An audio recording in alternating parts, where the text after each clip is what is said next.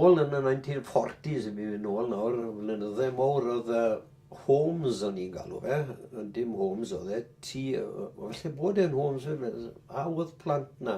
A the ar dan, lawr y Station Road, le mae parnodd y council oedd y ge, a ddason o fe yn y diwedd i fod yn gartref y Chief Constable, y Prif Constable Sir Gyfyrddin. So, bynnag chi'n gwybod neu bido, mae Nantgaredig yn ôl bob hanes yn canol Sir Gyfyrddin.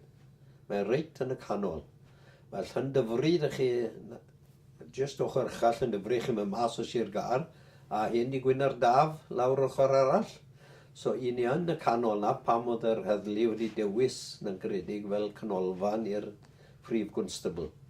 Wel, oedd gerddi lawr myni, wedyn oedd dim cael ei defnyddio yn ystod yr amser, a Aman Williams, y prif athro, yn awyddus iawn i ni cael dysgu difyr llysiau.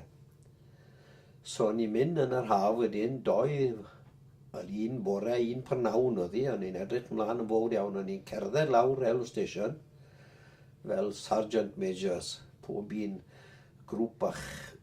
Mae'n dod i 5 neu 6 yn yr un grŵp, oedd John o Godor, Dilwyn o Goedlan, a fi a Hilda Bacothi, fi'n cofio 5 ni.